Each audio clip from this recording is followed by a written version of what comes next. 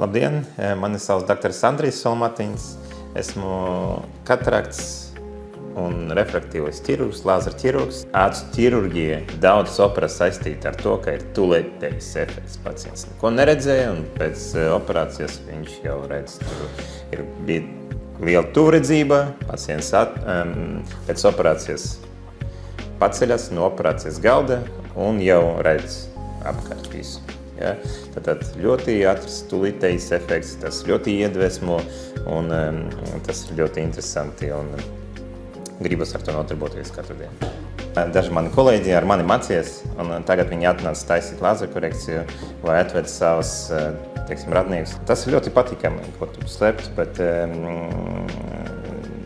tas arī atbild uz to, ka es nepavelti strādāju un, teiksim, novēlu daudz stundas tam, lai uztaisīt, labi iemācīties, teiksim, apgūt jaunas tehnoloģijas,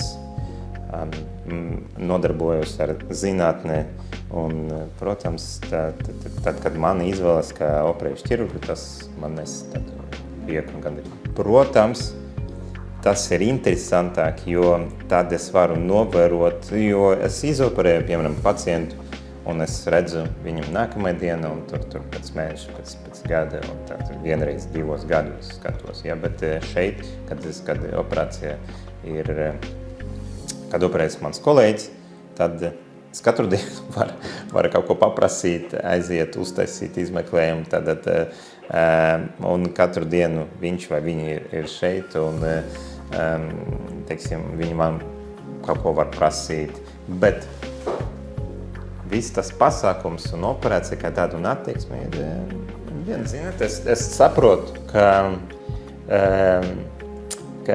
ja pat cilvēks ir tas, kurš strādā ar pacientiem, kurš it kā visu zina un to domā, varbūt tur nevajag neko stāstīt, tas ir diezgan pretī. Jāstāstā visu un pēc iespējas ar visam niansēm un tad man, es taisīju operācijas mani kolēģiem, kur strādā šeit un strādā ar pacientiem, tad viņi varētu saprast, kā es runāju ar cilvēkiem, kurus es operēju un kā viņi jūtas zem operācijas iekārtas, uz operācijas galda. Un, protams, tas atvieglo viņam tālāk strādāšanu ar tiem cilvēkiem, viņu darbu, un nav tā, ka mēs tur klusumā kaut ko darām, domājot, ka ja viņš te strādā, tad viņš vai viņa visu zina. Tā te nav, jo tas arī nomierina operācijas laikā, un principā mēs darām tieši to pašu un runājam tieši tāpat, ka tā būtu parasts pacients, teiksim tā. Mūsu kolēģis iznāca noteikti visi tādas pašas izmeklējums, kuras iziet ik viens pacients. Visi tie parametri bija diezgan normāli, lai mēs varētu uztaisīt lāzera korekciju un dabūt labu rezultātu. Es runāju ar pacientu dažreiz, kad mēs, piemēram, tieši ar manu kolēģi mēs runājam, viņa šī gadījumā pārzina visas šīs metodas, kā arī viņa redzēja visi pacientus, kuriem bija taisīt dažādas metodas, un viņa prasīja, vai ir iespējams viņa uztasīt tādu metodu.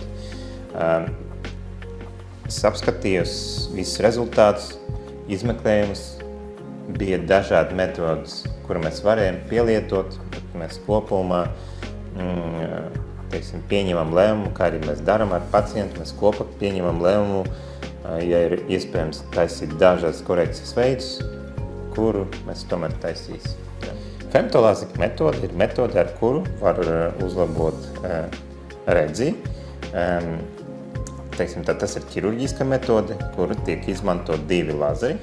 Mums vajag no radzenes audiem uztaisīt tādu vaciņu un to vaciņu pacelt, un tad jāapstrādā ar radzenes virsmu zem vaciņa, ar lāzeru, eksim ar lazeru un likt vāciņu atpakaļ. Tad femtolāzeri paredz to, ka tas vāciņš, kur mēs taisām, tas ir ļoti svarīgs posms operācijas laikā. Tātad šīs te vāciņš tiek taisīt ar femtolāzeru palīdzību. Un es varu ieprogrammēt, cik biezu es gribu taisīt šo vāciņu diametru, diametru zinu, cik lielu gribu to vāciņu taisīt un manipulēt šīs parametrus. Šī parametri varētu būt ļoti dažādi un pielāgot katram pacientam. Ja? Tātad, principā tā ir ļoti ātrā, nesapīga un droša metode.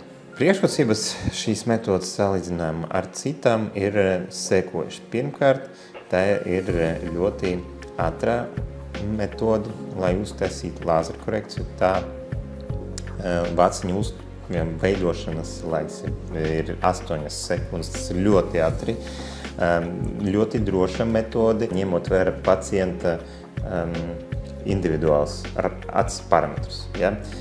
Un tad mēs arī varam operācijas laikā tieši redzēt visu, kas notiek operācijas laikā caur mikroskopu, kad lāzers to dara, un ja kaut kas iet ne tā, kā mēs gribam, mēs varam pa vidu apstāt lāzeru un uztaisīt dažādas noregulējumus lāzera iekartā un turpināt ar tiem parametriem, kas mums ir vajadzīgi. Tā ir ļoti droša un ļoti ātrā metode. Un pacients atšķirības un uzlabojumi jau tūlīt pēc operācijas sajūt. Jā, protams, arī atkarīgs, cik liela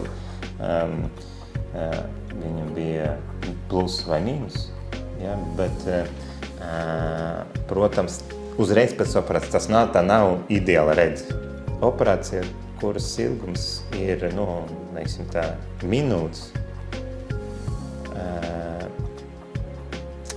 tas rezultāts jau nākamajā dienā pacients redz, 100%. Ja, 100%, un rindi, kur atbilst par 100%, daži redz bišķiņ pat vairāk, ja, jo man prasa dažreiz, kas ir, jūs man teicat 120%, 150%, tas arī varētu būt. Pacients pārsvarā jau nākamajā dienā var nosaukt tādu rindu, kur viņš bija ar maksimālu korekciju un pat vairāk. Lāzera operācija, es domāju, ka jebkura operācija ir komandas darbs.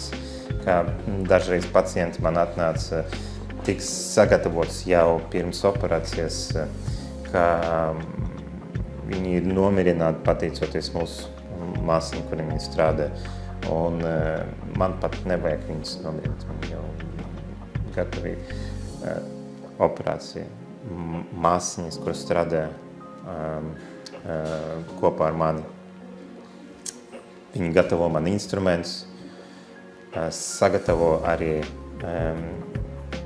mani kolēģi sagatavo sarakstus un pielāgot tam, cik ātri es varu katru pacientu uztaisīt, cik pielāgot tam katrai procedūrai.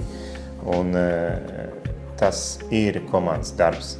Es runāju ar pacientu, taisa operācijas, māsiņa, kura man stāv blakus, vēl papildus nomierina pacientu. Un viss kopā tas dod mums izcilu rezultātu. Ja. Nevis tad tur viens otru iedviesmu taisīt lāzeru korekciju, bet viņi redz rezultātu. Vienkārši nākamajā reize viņi redz tos pacientus, kuri atnāca laimīgi un visu redz, un dažiem asaras birs no prieka. Ja. Tas ir ļoti iespaidīgs to redzēt.